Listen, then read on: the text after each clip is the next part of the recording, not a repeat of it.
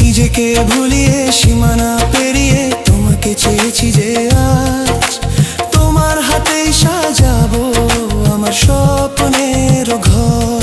আমি তোমার প্রেমে পড়ে দুনিয়া ভুলে গেছি।